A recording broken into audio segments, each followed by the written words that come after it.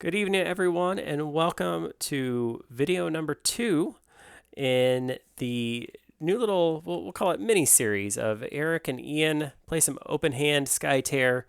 And if you caught our first video where you watched Eric do some deck building with some new cards, and the Neries were kind enough to let us build some new decks with all of the new spoiled cards.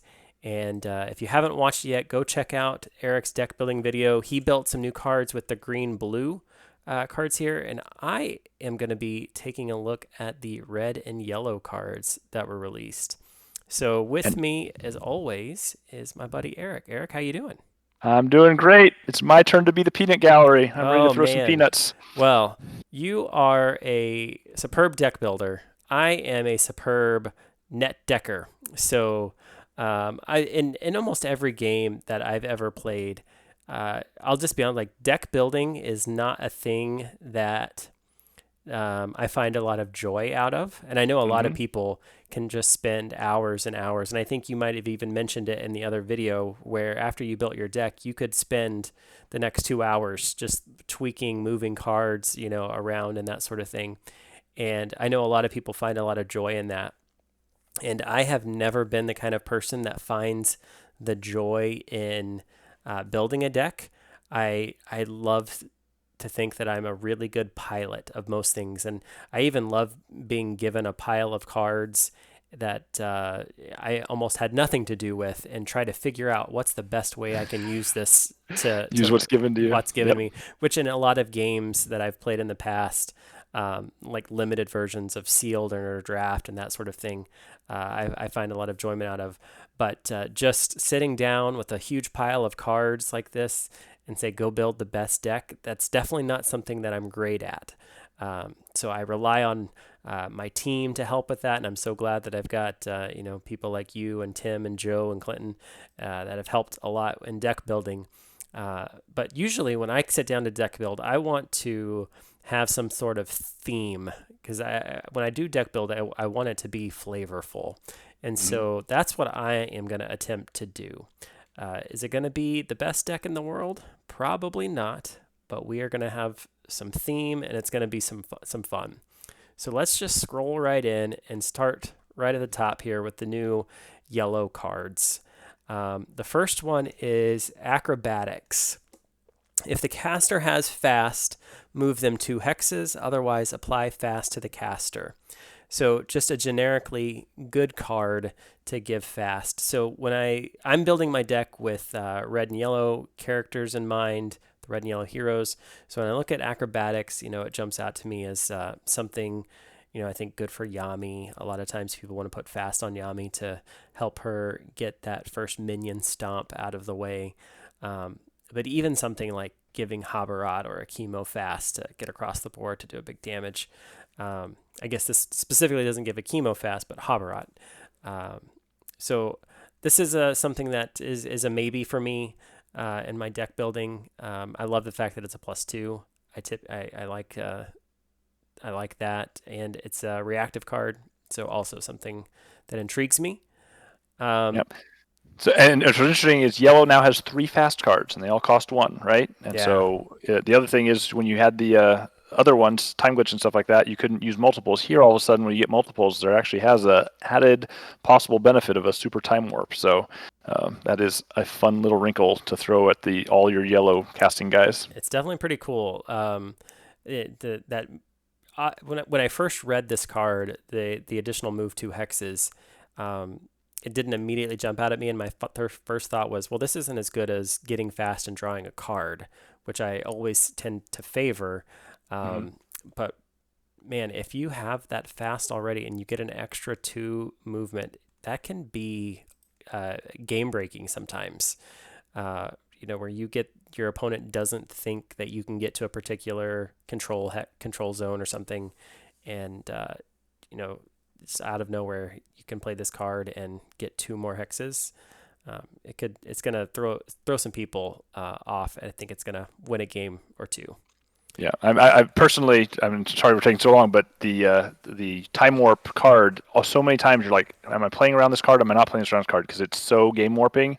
But a lot of people don't run it because the -1 hurts their Yamis or their Cooties and stuff like that. And now you have, yes, it takes more work, but a card that doesn't have to be a -1 and still can give that fear of, well, am I going to just lose a lane or lose a dome or something like that? So Yeah.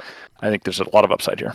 All right, so the next card is Materialize. So this is place the caster on a hex containing a friendly illusion. I think this card is going to be really, really powerful in a deck that's running a lot of the Noopton heroes. I feel like for the deck that I'm going to try and build today, I'm probably not going to be running too many Noopton heroes, and I'm probably going to be leaning a little more towards the Kurumo. So for me, this is probably a pass, but I can see how good this card could be in the right deck. You're not saying you're not going to bring 3 copies of all the new cards that might cause a bad deck to happen? Well, if anybody watched the first video, we know that you didn't do that either. So I did not. I think it would probably lead to train wrecks. yeah. All right. So the next one here is Indoctrinate. So move a friendly illusion on the battlefield 3 hexes. All friendly heroes can be projected as though they are friendly Noopton heroes. So again, I think for the deck that I'm trying to build, I'm probably going to have 1 or maybe even 0 Noopton heroes on the battlefield.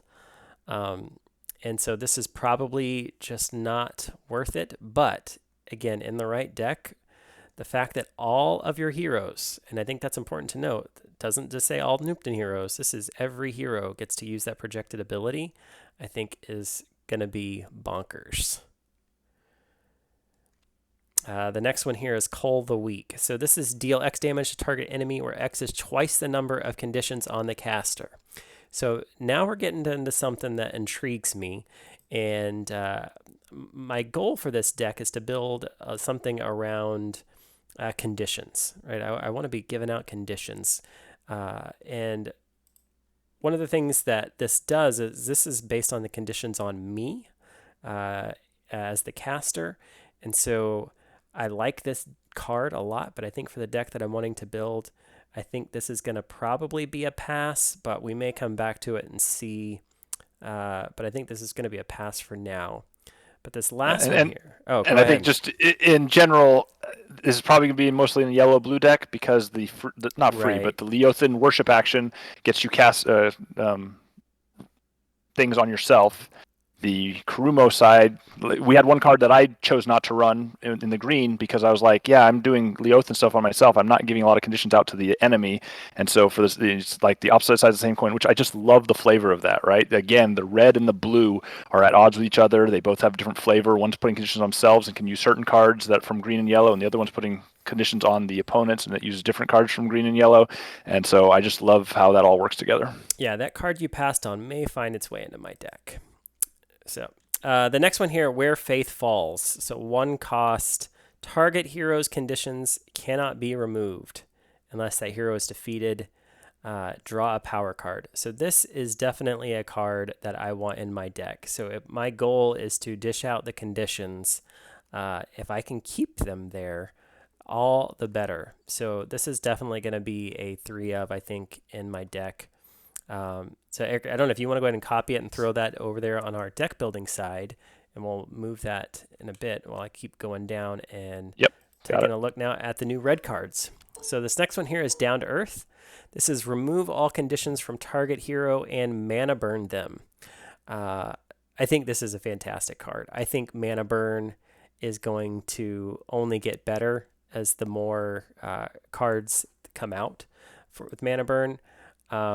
But again, I'm wanting to keep conditions on people. I don't want to remove them. So I'm going to probably pass on Down to Earth, but mana burn is going to be a real thing to look out for. The next one, though, is my jam, Lore of the Tainted. I love this card so much. Cost 2. When an enemy hero within 3 hexes gains marked, the caster deals X plus a flip damage to that enemy hero, where X is the caster's attack value. So this to me is going to be, I think, a staple card in most Kurumo lists. This Akimo just loves this card. So anytime a hero within 3 hexes gets marked, if a chemo is casting this card, and I think it's important to note that this is a reaction card, it does not have to be played as an action, can be played off turn. To see a chemo being able to do 4 plus a flip damage anytime a hero within 3 hexes gets marked, perfect. Definitely going to be a 3 of in this deck. Yeah, I think that's definitely a build-around card for sure. The question is, are you right, and it ends up being just a card that is just generically good enough, even in decks that aren't built around to abuse it, right? And it might be good enough for that. So I think it has a lot of potential. Yeah. The next one here is a 1-cost Dance of Death. When the caster damages a marked enemy hero, if the caster has Frenzy, they get +1 attack. Otherwise, apply Frenzy to the caster. So this is a card that I think is going to see a lot of play in the heroes that can do 2 or 3 flips on the 3 flippers. So the Yamis of the world. They're going to really, really like this card when the caster, because we're going to be marking our heroes. And if we're going to be doing multiple bits of damage to them, we're just going to keep getting +1 attack, adding Frenzy. I think it's going to be really, really good. So that's one that's going to be a maybe in my deck because we're already going to be hoping to dish out some marked conditions. So that's definitely going to go in the short list. This next one, though, this is going to be a 3 of for sure. 3 mana, Kurumo's Judgment. Deal 3 piercing damage to each marked hero on the battlefield. Eric, did you see that it doesn't say within 3 hexes? It doesn't say it's gross. line of sight. It's just if they're marked on the battlefield, 3 piercing damage. I love it. And then on top of that, if that wasn't good enough, if they weren't marked, go ahead and apply mark to all the rest of the heroes. I love it. That's a 3 of for sure in this deck.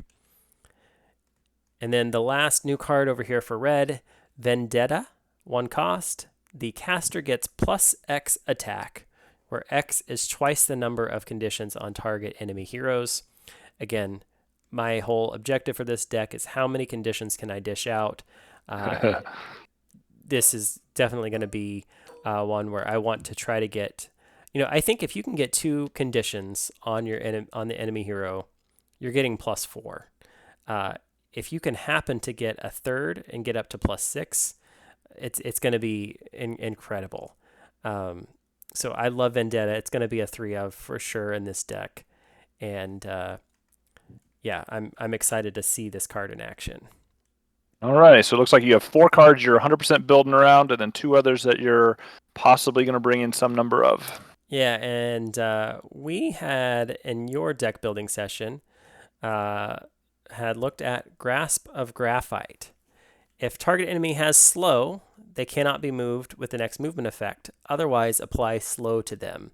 So again, in a deck where I'm looking to dish out some slow conditions, and I know I'm going to be running red heroes, and most likely we're going to see a Chemo and or Hokusai, if not both of them, who can cast green. This is definitely one that I want in my deck to be able to dish out an extra condition of slow.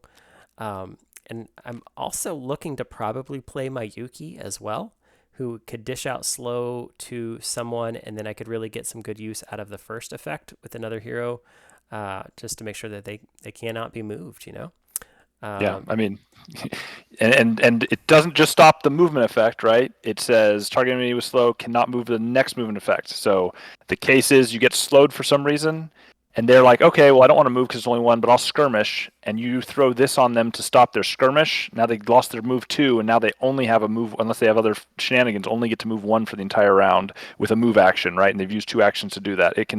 It certainly sounds like it can shut down some turns. Yeah, I'm pretty excited for this card here, Grasp of Graphite. So yeah, that's going to be, it's going to get at least a few copies in the deck. So now let's just kind of go and take a peek at some other cards that can dish out conditions. So I think right off the bat we see Decree of Kurumo, apply mark to target hero. That's going to be one that we want at least 3 copies of because we're running Lure of the Tainted and the Kurumo's Judgment. We want to make sure that those are out there. So, Eric, what else do you see out there that we can dish out conditions as we're looking at the red pile here? Gripping precision is a maybe inconvenient one to do so, but it is a nice +2. It has that on its side, and being cheap, so it does need to combo with either an attack or skirmish action to get that job done. Yep. So, and then there's also Not So Fast. This is one Yeah. that I don't see a lot of people play, but I gotta tell you, I love Not So Fast. Just the ability to be able to give a condition and then get my card back, right? And get to draw a card. I love little things like that where I can get some benefit plus a card back. So I think Not So Fast is one that I want to play. I'm probably too high on that card, but I really, really do like it. I am very high on that card as well, and let me tell you one of the reasons that maybe not everybody realizes. You don't have to, so that you might look at it and say, "Oh man, I have to target an enemy." You don't. You can target a friend. Now, most of the time, why would you want to give yourself slow? But also, it cantrips. It gives itself another card. So if you're near the end of your activation and you've already done your movement for the activation, give yourself slow. It's about to come off anyway, and then you get the card back so that you can cycle it. So I mean, the downside of having it in your deck isn't very bad. The +1 is fine. Obviously, leading from the top of the one is the real kicker for certain decks. But I am very high on that card. I tell you what, I have used this card on myself at the end of a round because I didn't have any 3 leads in my hand, and I thought, you know what, let me go and look to see if I can't pull something here off the top here, draw a card. If it's not the 3 that I need, then I've got one more, lead from the top of the deck kind of thing to try to find another 3. So, yeah, I'm all for getting extra looks at cards. All right, so anything else in red here that can put some conditions out? I don't think I so. don't If you think want so to either. get into yellow or green, we certainly have some Yeah, other so let's go options. take a look at yellow because I said we're pretty sure we're running Mayuki, and we may even run Kichi as well to be able to pass out some yellow. So if I'm running Kichi, I like Migraine to give out some disarm. I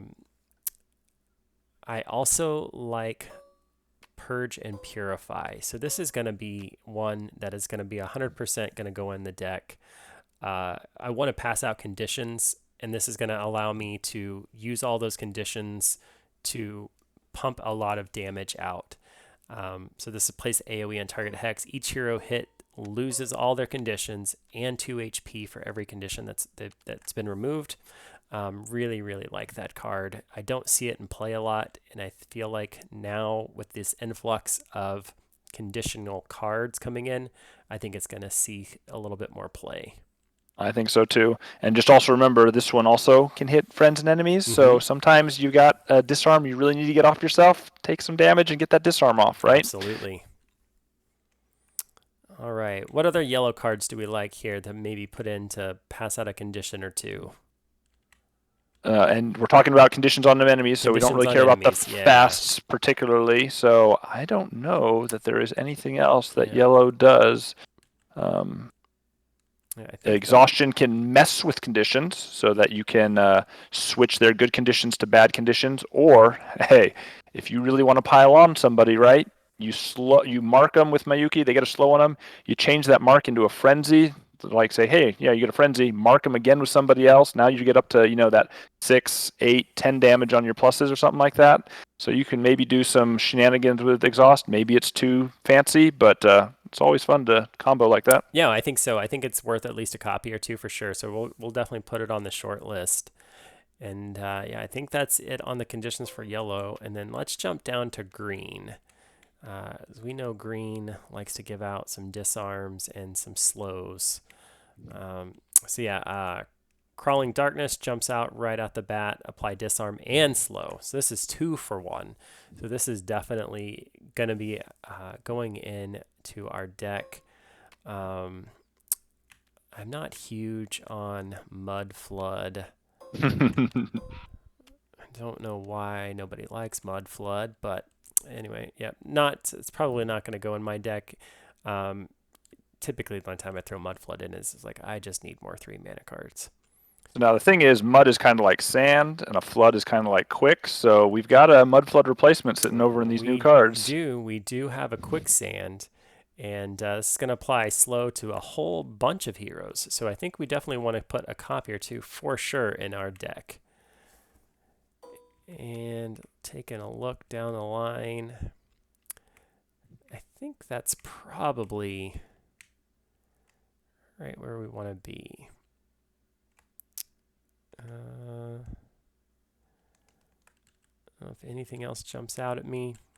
I think that's probably it. I think for your goal, I think you've really hit on most of the things, and probably after you build this, you'll fill in with just solid cards in these 3 colors, right? Yeah, And yeah. then So let's go take a then look at tweak heroes. So I mentioned before, I definitely want my Yuki in this deck. Just her ability to mark and slow, it's doing exactly what I want to do here to set off. I also want a chemo in this deck as one of my mains. Just that 4 attack on him and the ability to get to do that extra damage when people are marked with the new card. So he's going to be a for sure must. I think I also need to run Hokusai, mostly for the fact that he is red-green, and I am going to be putting in several green cards. So I want to make sure that between him and a chemo, I can play those when needed. And then I think that I also want to probably have Kichi in as well, because I am playing a few yellow cards that I want to make sure that I can play. And, some of those cards to get the piercing damage with Kichi are going to be pretty powerful. Yeah, and so let me just say this because it's very similar to a lot of decks I build. You pretty much are a 3-color deck. You're trying to focus on red so everybody can cast the red cards, but you have a good number of both yellow and green. Yep. So most of those decks, I would expect that you're running 6 heroes that have red runes, 3 that have green, and 3 that have yellow. That gives you a lot of options as far as being able to actually pivot into adjusting to opponents or victory conditions. Yeah, I think so too. And so I think that's my first 4 that I think will probably be my mains when I think about it. And then I think what I want to do for the next hero, I think I'm going to go with Yami with that. Also to being able to cast yellow, but she's just so versatile. If it's control, she's good. If it's damage dealing, she's good. And then I think the last one that I want to do, just because we can hit hard and he can cast red, which means he can cast like Decree of Kurumo. I think I'm going to bring WIWWT. Okay. So just what I said as a rule of thumb, you said no. I break it. I break your and that is totally good. And what I expect then is whoever the green hero is that you're going to maybe switch out, either a chemo or Hokusai, I would expect the one to switch out to have almost all of your green cards. Like you probably won't have very many on the one that might stay as main. Yep. And my other thought was like possibly doing Zakol there.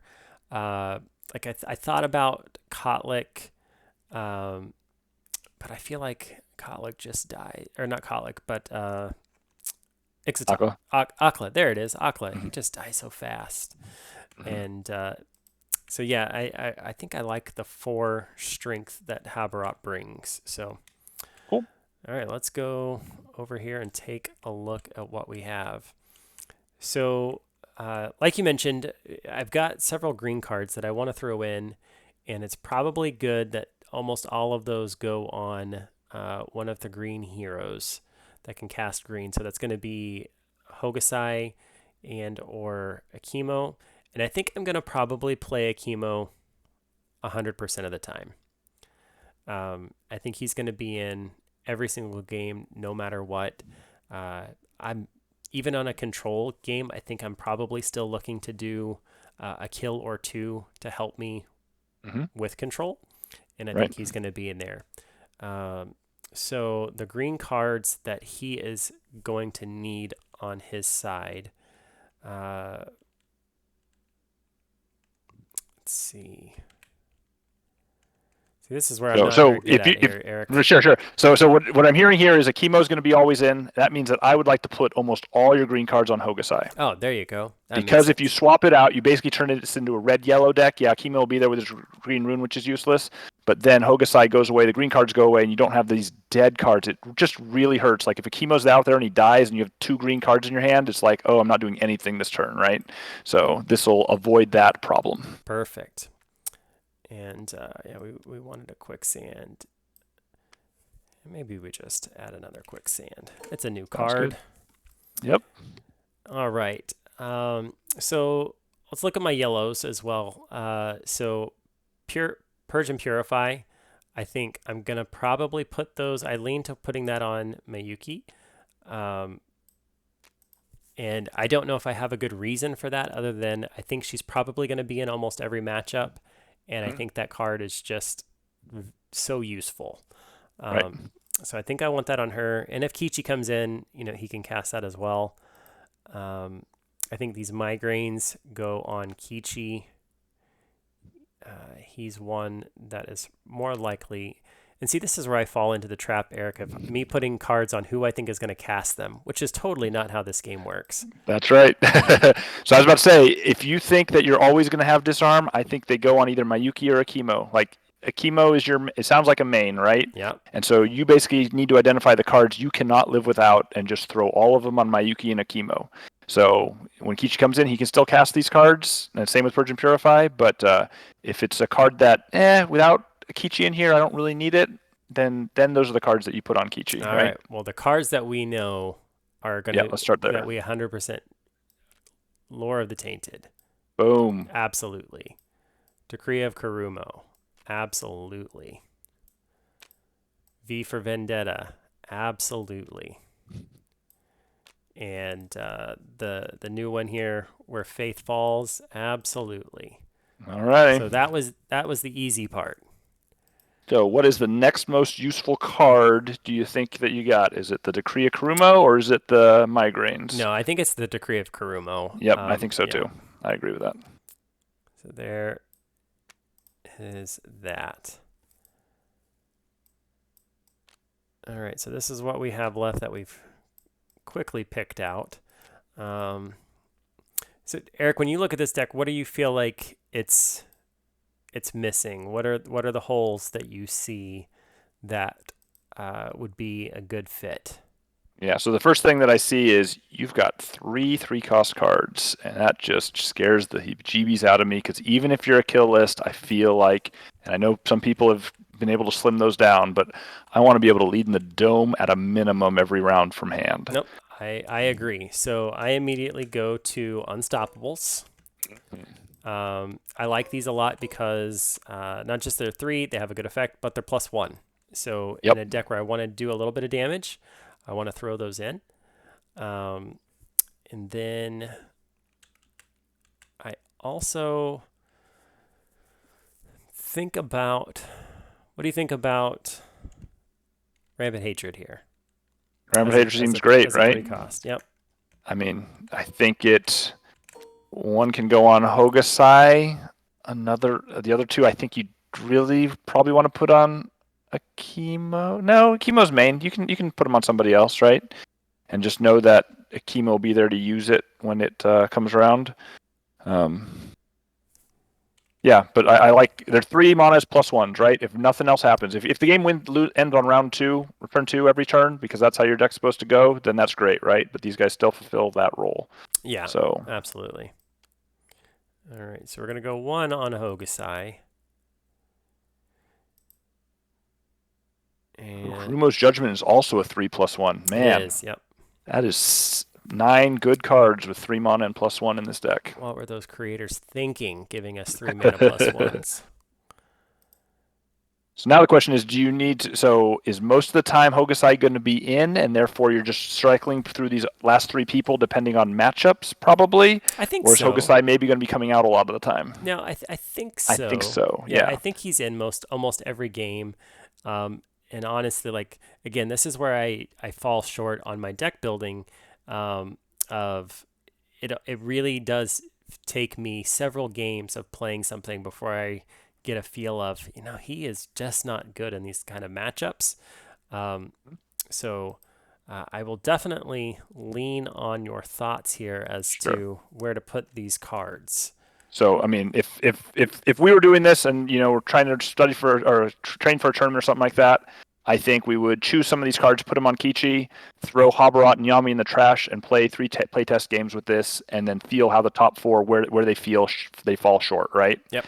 And then we know we're bringing Yami and Habarat in. We'd maybe make some mental notes about, oh man, we just cannot beat Unburial Right, so we need one of those guys to be carrying all our Barring the Ways and our Wind Blast or something like that, possibly, right? Yep. Or, man, Hunting for Power is just brutal. We need some more reaction level stuff. We need our Nightmares Incarnates on some of these guys, right? Something like that. And then we would choose who the best one was. So maybe Kichi turns into our fifth because we bring him in just for Hunting for Power with Nightmares Incarnates or something like that, right? So, but as it is, I think we're just going to kind of play. So let's make up a reason to play Habarat or Yami. So what is a victory condition or a enemy lineup that you just don't like? Do you dislike Leothan? Do you dislike Hunting for Power? Do you dislike... So I think Habarat comes in when I'm playing a green deck that I feel is going to be that put out all the pillars and could be doing some Unburial Right shenanigans and things. So I want him to have my Barring the Ways and probably even my Triumph of the Lights. Ooh, okay. And are you also good for Wind Blast there, or is that just going overkill? And Wind Blast for sure. Because again, more 3 mana. We need something to deal with that, and I think that one of the nice parts about having, we'll call it kind of a sideboard, if you will, here in Skytear, is that you can have your plans for these other things. So I think that's what Habarat is doing. If we see that, maybe that mono green or that sort of deck where we get an impression that we might need that, and the victory conditions fall in line with that, I think that's where we bring in Habarat. Right. So the other thing that I'm thinking about, and I don't know how much you care, but some people really hate Leothan, so you can make somebody have like Release of Spirits and some other stuff that really messes with them. Or if you're anti-Nuptin, you could bring in Triumph of the Wild or Nightmares Incarnated again is a good way to get rid of illusions. I mean, I think Nightmare Incarnated is just a strong card in general. No, I think that's actually so.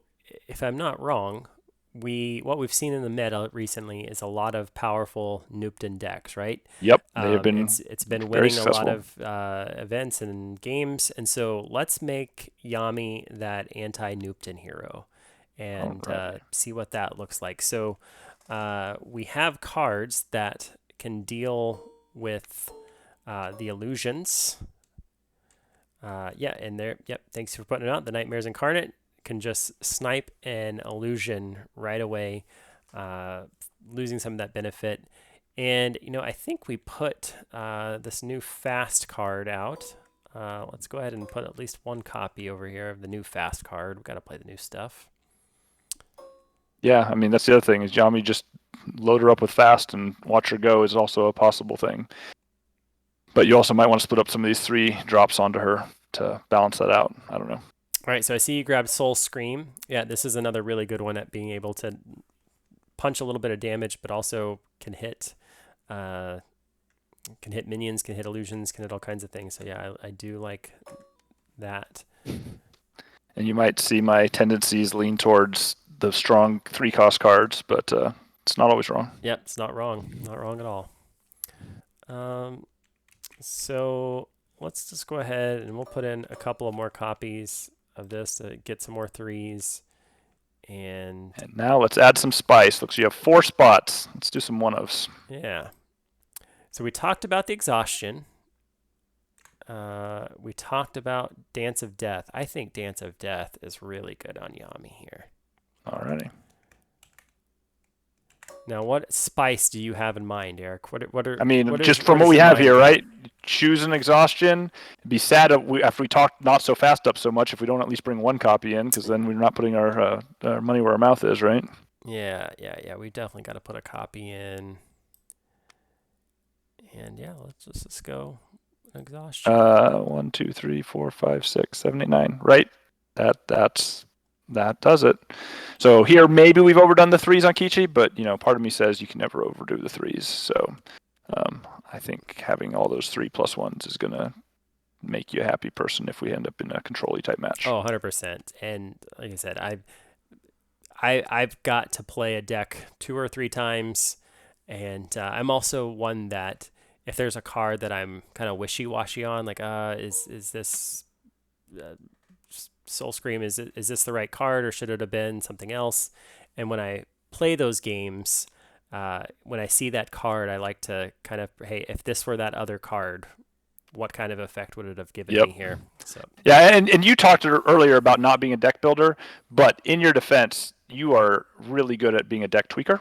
Like, you have gotten decks I've seen in Destiny a lot where you have whatever somebody else did, but then you're like, hey, what do I not like about this, or what do I do like about this? And so tinkering with it as you're playing it and stuff like that, I've seen you do that very well. And that's exactly the type of stuff that you bring back to the deck building process as a team that we do. Well, that's what I like to think that I can try to find, and it's in the course of play, right? Like, here's the problem that I see.